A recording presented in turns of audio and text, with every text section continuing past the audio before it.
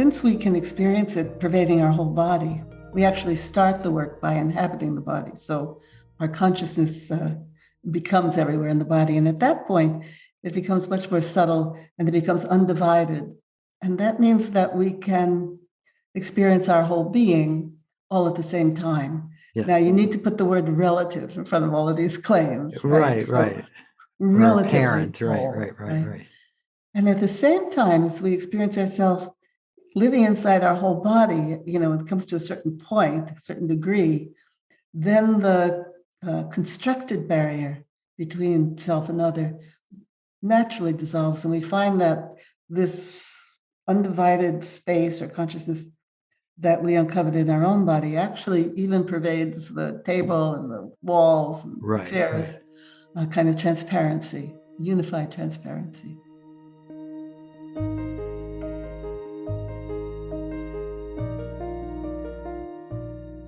Welcome to Letting Go and the Greatest Secret, where we explore the end of your suffering and the beginning of lasting happiness. I'm Hale Dwoskin, and today my guest is Judith Blackstone. Judith Blackstone developed the realization process, an innovative method for embodied psychological and relational healing and non-dual spiritual awakening. She teaches worldwide and online. Judith has published multiple books, including Trauma and the Unbound Body and the Healing Power of Fundamental Consciousness.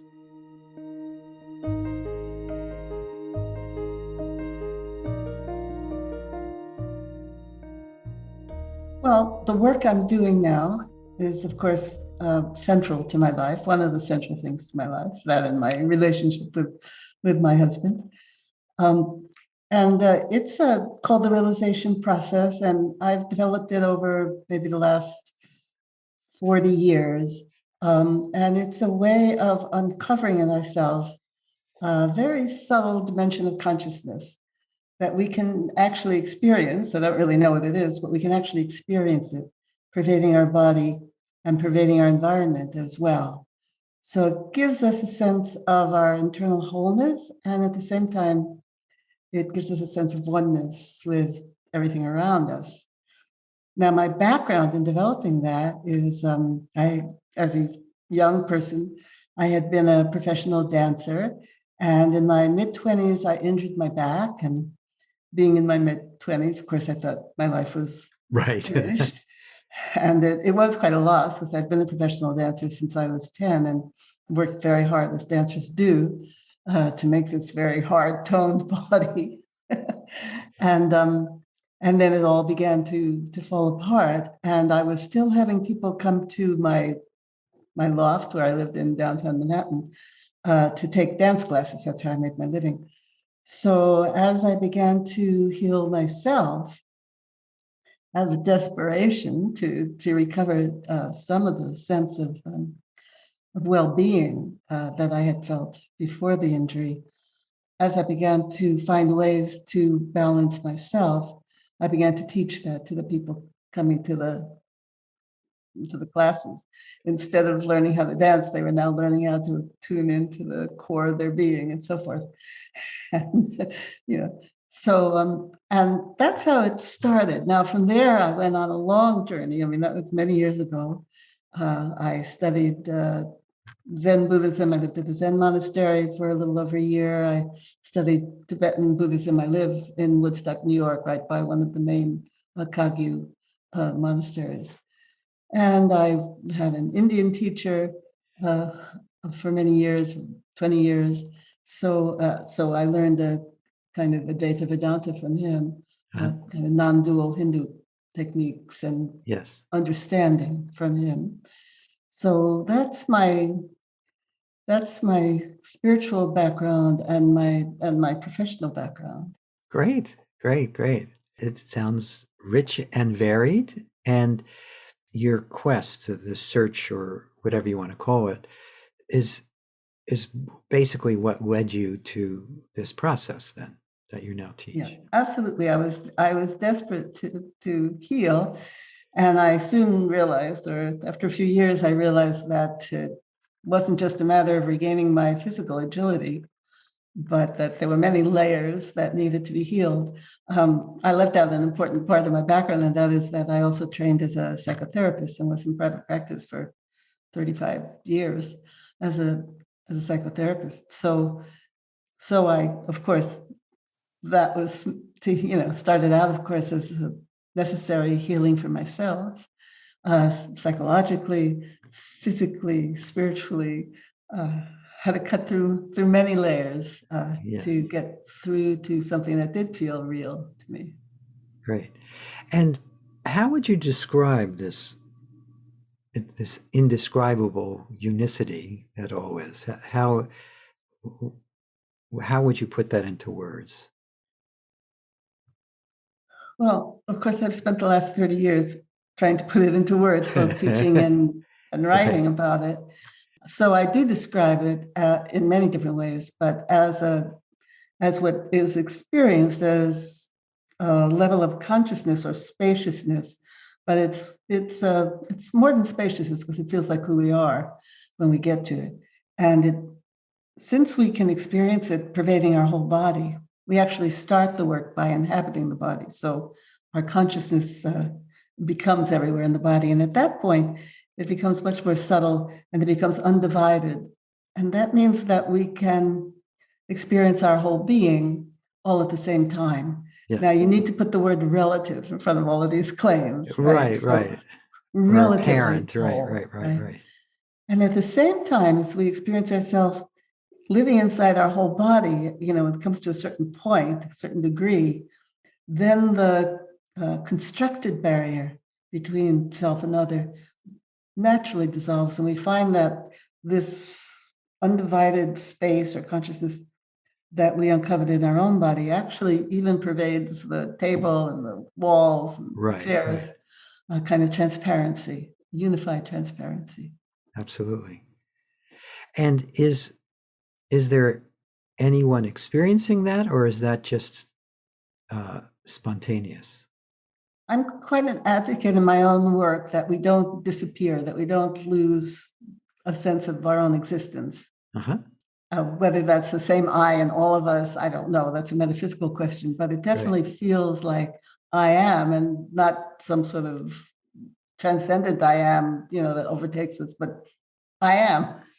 Sure. So, and the space has the sense of being that kind of authentic I am. Now, the Hindu teachers may say it's the same I am in all of us. Yes, they do. I say I'm Judith, another one says I am Bob, and it's the same I. But I try not to tackle those metaphysical questions, since I have really no way of answering them except experientially. Right. And everyone is going to take their own take to that. So if you avoid the metaphysical, you don't have to get into philosophical argument. You go into direct experience. Right. Again, relatively. Yes. I totally know what you mean. Because even experience, no matter how direct it appears, isn't that still through our remaining filters or our one beliefs? Thing that has interested me so much is that this experience has been described for thousands of years, but interpreted differently. Definitely. Traditions. So obviously we can have that experience and yet understand it in different ways. Yes, that's been my experience too, working with people.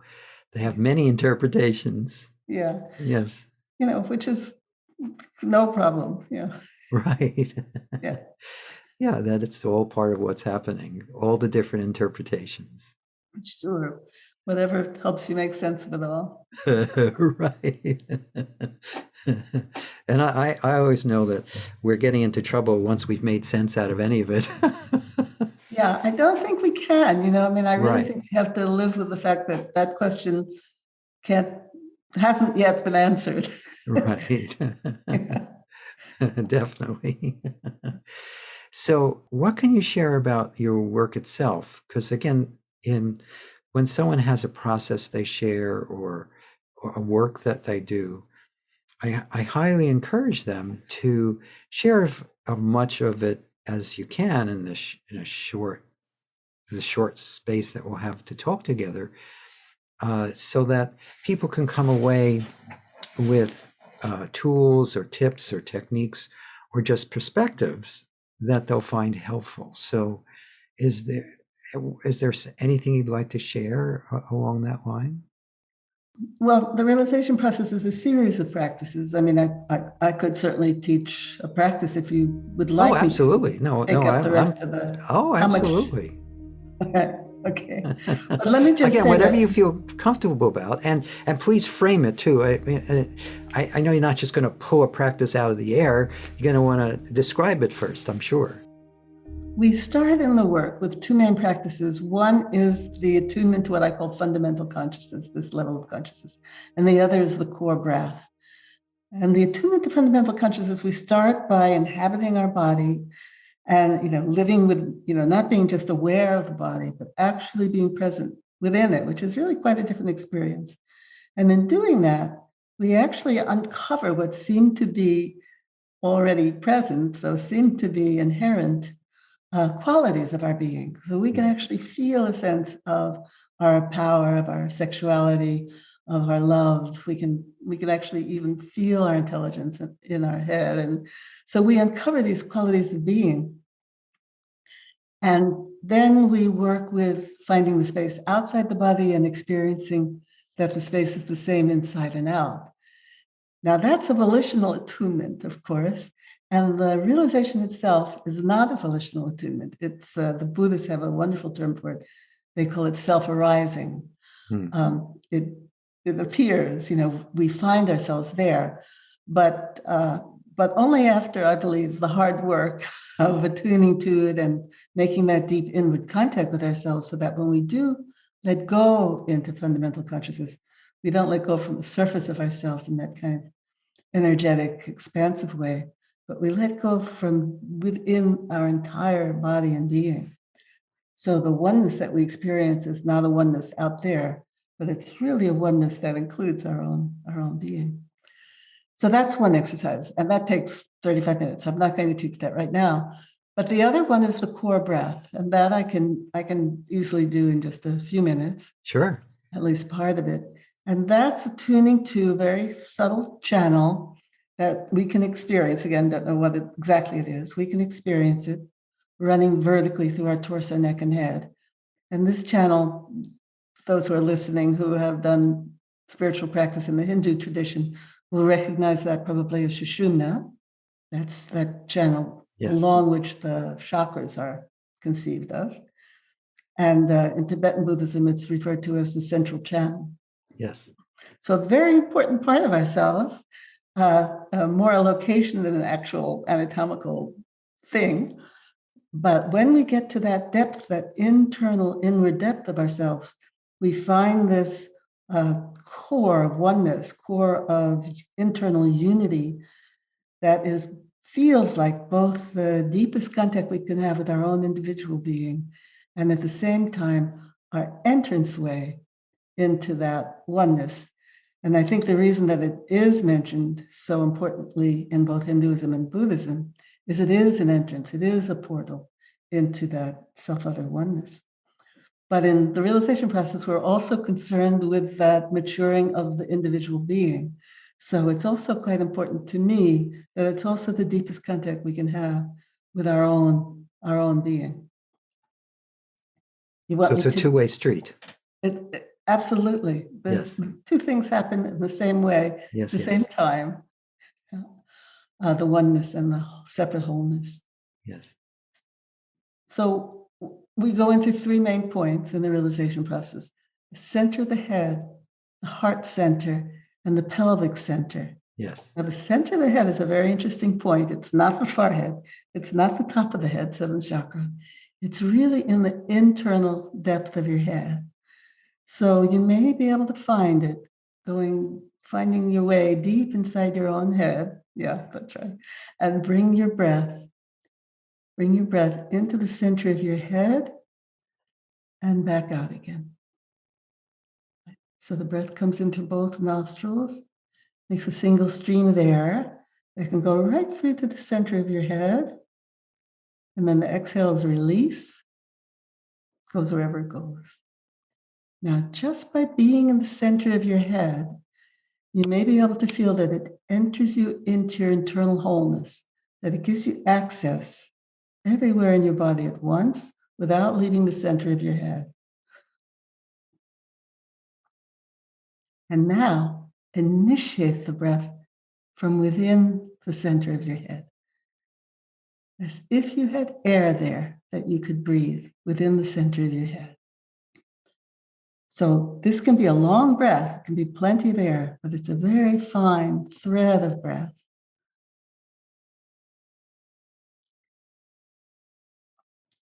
And just by breathing within the center of your head, you may feel a resonance, a gentle vibration down through that whole core of yourself, the central channel, Sushumna, just by breathing in the center of your head.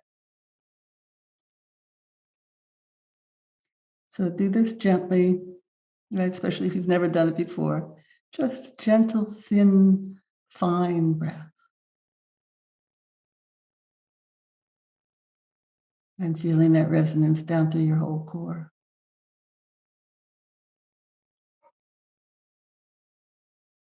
Now find your heart center, or heart chakra, center of your chest, but deep in the core of your body. And you can let go of your awareness of the center of your head, and you're just in the heart center. Now here again, just by being in your heart center, it enters you into your internal wholeness.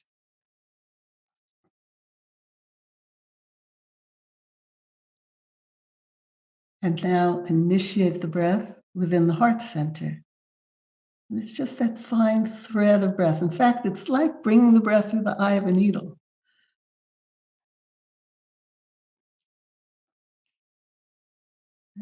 So instead of bringing the breath to the point now, we're starting the breath within the point, as if you had air within your heart center that you could breathe very gently.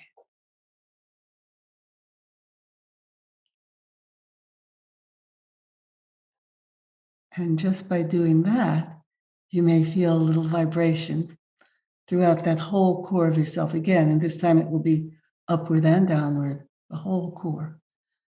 Very gently vibrating just by breathing within the heart center.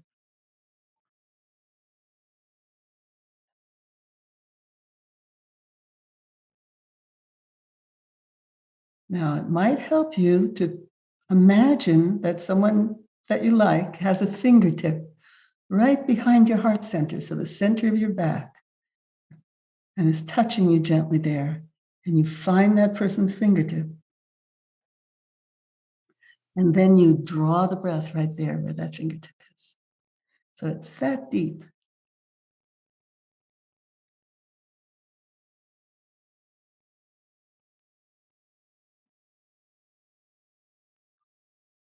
Find your pelvic center. And this is in the center of your pelvis, but deep in the core of your body. Just by being in your pelvic center, same thing, enters you into your wholeness. See if you can feel that. Right? Without moving at all from the core of your pelvis. And now initiate the breath there. First place you feel the breath move, even before you feel it move in your lungs or your nose. See if you can feel it move within the pelvic center.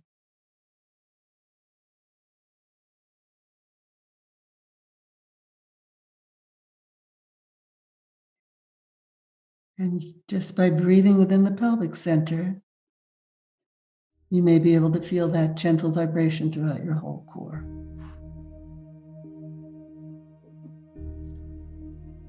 Now we have one more step. We do all three. Find the center of your head again.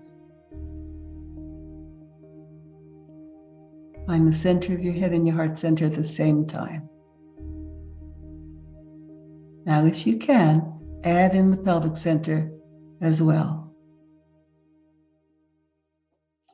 And if you can, be patient with yourself. With a little practice, if it interested you, you would eventually be able to do all three.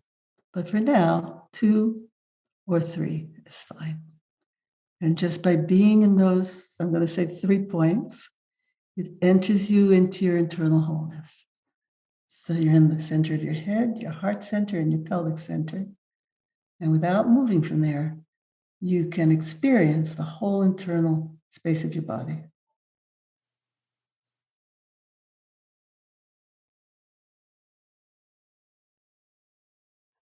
Initiate the breath from within all 3 points. Again, 2 if that's what you're doing, or all 3. Very fine breath. And in doing that, you may feel a gentle vibration throughout the whole internal space of your body.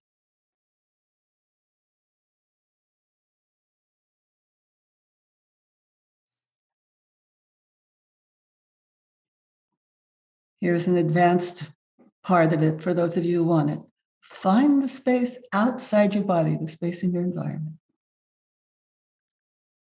Let yourself experience, if you can, that this core of yourself enters you into not only your individual wholeness, but that pervasive space that's pervading your body and environment.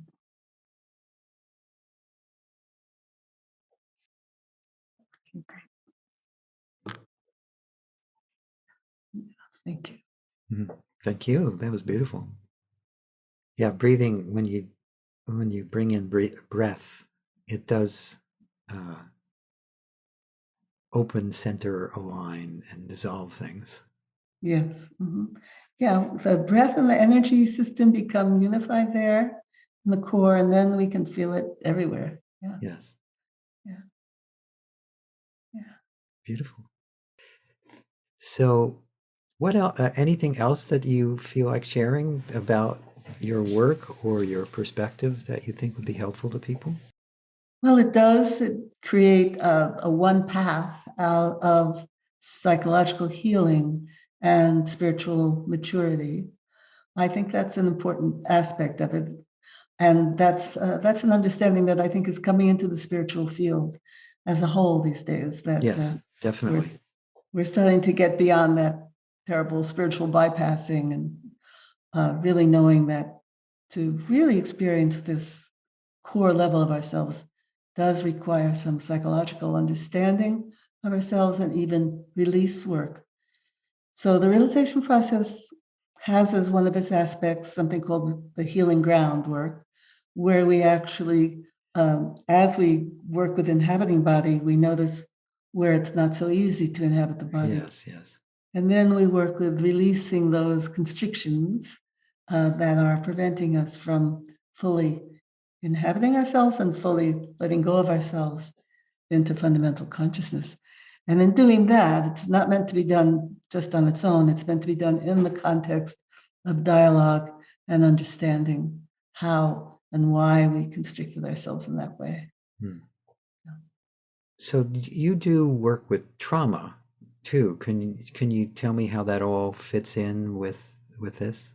Right. So the healing groundwork is the approach to healing from trauma and using trauma in a very loose understanding of the word to mean anything that was too overwhelming, too abrasive, or even too stimulating for us to fully take in as children, mostly as children and as teenagers.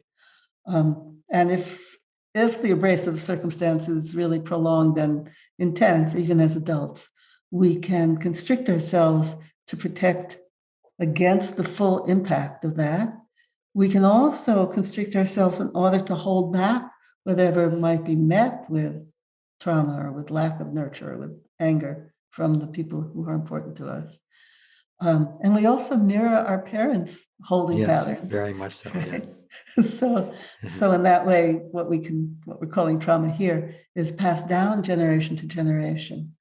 So the healing groundwork does work with releasing the consequence of trauma, the reaction to trauma, and also working to resolve what the trauma was, what was too abrasive. And what's really important in this work, I think, is that we're not releasing into empty space. We're releasing into that ground of being, into fundamental consciousness. So it does, I don't do this release work until people have done the attunement to fundamental consciousness. They can inhabit their body to some extent. So when they let go into that ground. They become more of themselves rather than less, right? And more contact within and more ability, of course, to contact the outside, the world outside, Right. other people. Right. The boundaries just continue to dissolve. That's right. That's right. But rather than merging, we gain internal contact with our own being, so we can experience that lack of boundary without losing in contact with our own needs and preferences and Sure. altogether ourselves. Well, if it's whole, it includes everything, doesn't it? I think it does, but it's not always taught that way. No. Yeah. It's not, this needs to be put over. That's where the spiritual bypass comes from. This is not good. It needs to be put somewhere else, or needs to be observed or witnessed or denied or rejected, as opposed to just first embraced and allowed and fully be present with and welcomed, and then recognize that there's no difference between that which is the fundamental ground of being, as you're calling it, and all these apparent obstacles or traumas or contractions there, and also the beautiful persona that everyone carries, that it's unique. It's all the same thing. Is that how you would? Our own being is held waiting to be freed. Yeah. Great. Wonderful.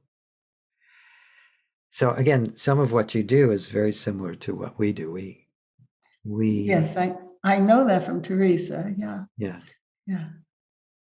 There's a lot of resonance between many techniques and paths right now on a lot of levels. On some level, there's an opening and a coming together that appears to be happening. That's part of the reason I do these podcasts, because I talk to people who are just pure self-help. I talk to people who are radical, non-dual.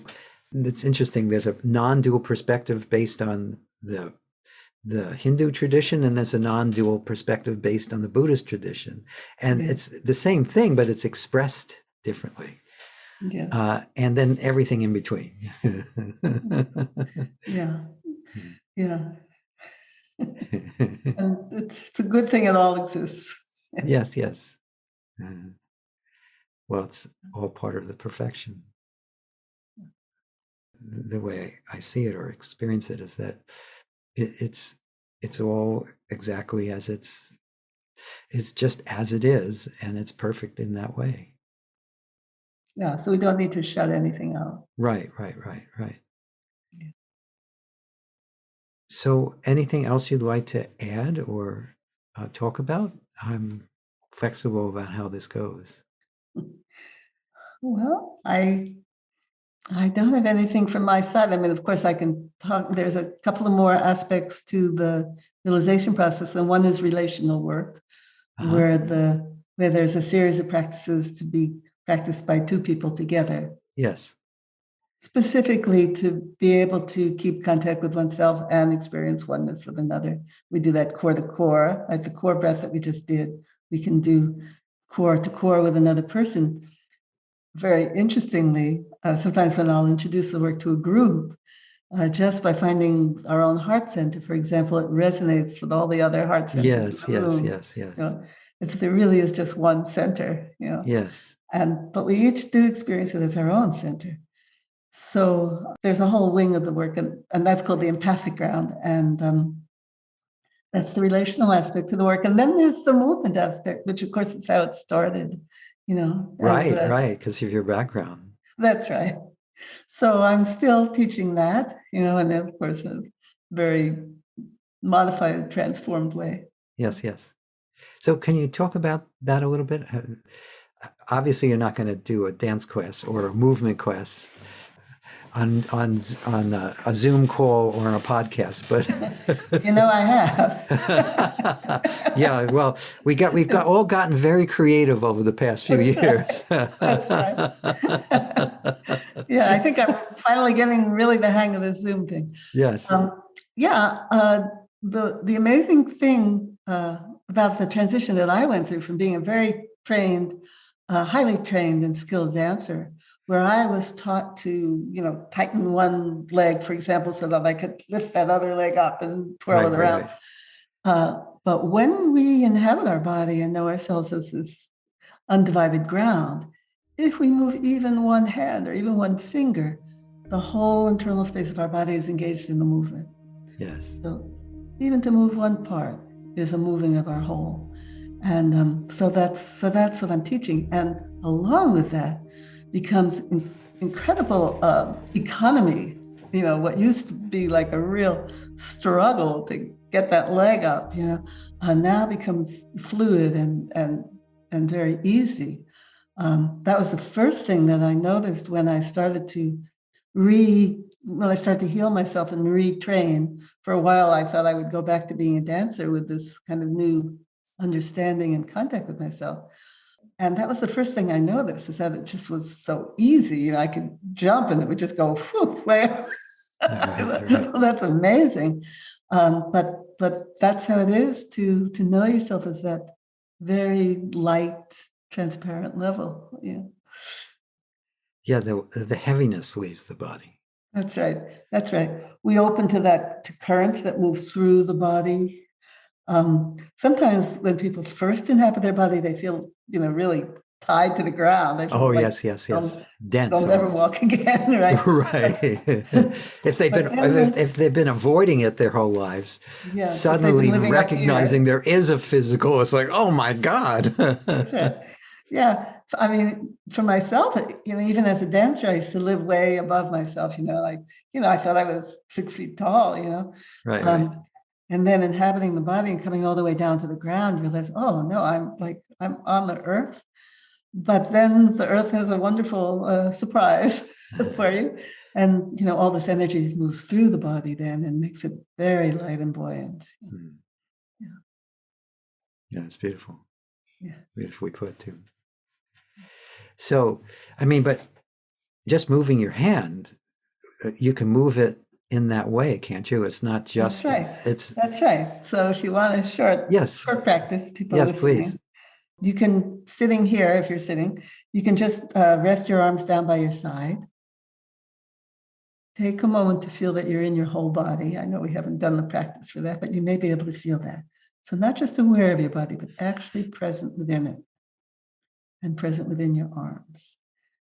And now moving your arms as that internal space. So the internal space of your arms moves through the space of the room. And you may be able to feel then that your whole being is engaged in that movement, even though you're just moving your arms a little bit out to the side and back down again. Now, here's an amazing thing for those of you who can feel it. Inhabit your whole body and attune, if you can, to a quality of self in your whole body. Now, this is not a thing. It's not a metaphysical entity. It's just a feeling. That's right. And now moving your arms as that quality of self, and let yourself feel the difference. Right? So there's a real I am to that movement. Okay. All right. That's the dance class. And then oh, I feel like I can do pirouettes now. You probably can.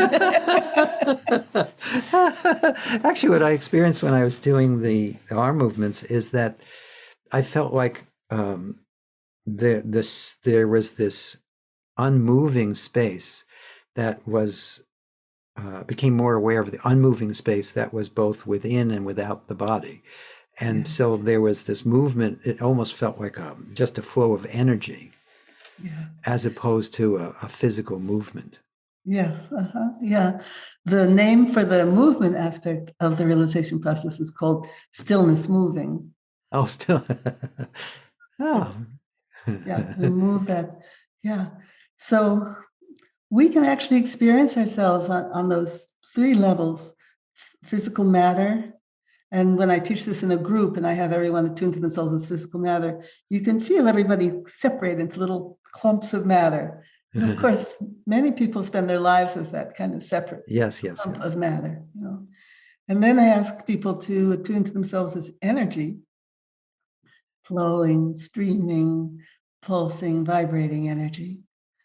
And then, if they've already done some of the practice, to attune to themselves as the stillness of fundamental consciousness, absolutely still, right?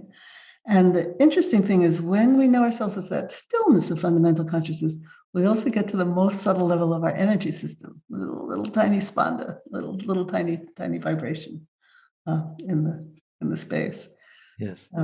So, and then because fundamental consciousness is experienced, pervading everything, we can experience it as a level of disentanglement, right? That's how because it remains undivided in our experience. Yes.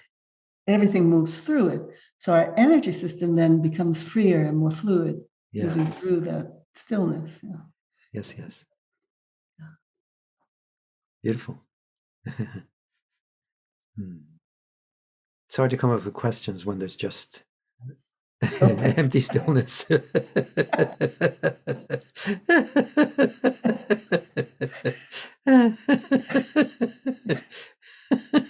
Yeah, really nothing to ask, which is good because I have no answers at all.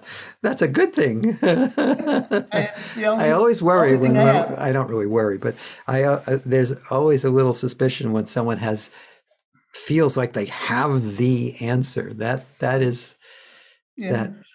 can be a red flag.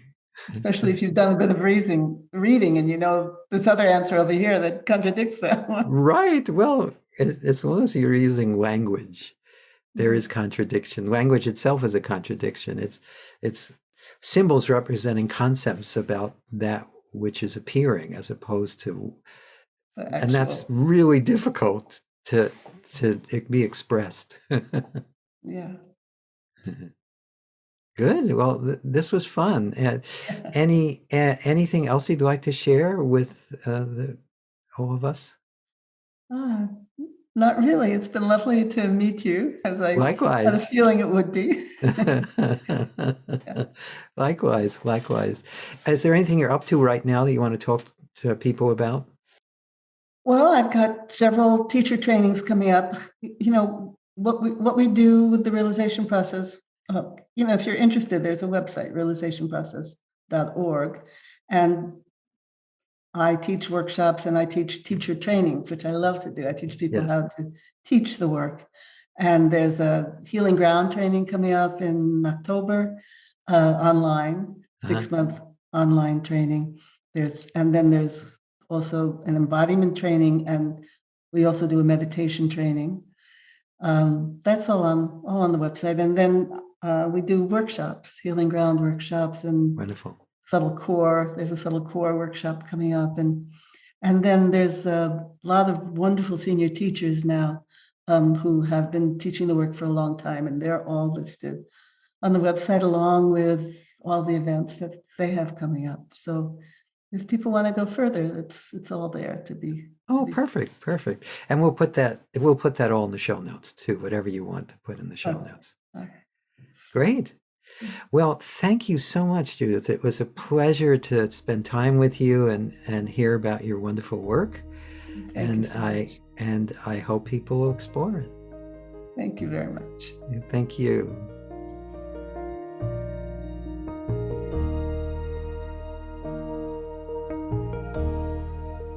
I hope you enjoyed our conversation with Judith Blackstone.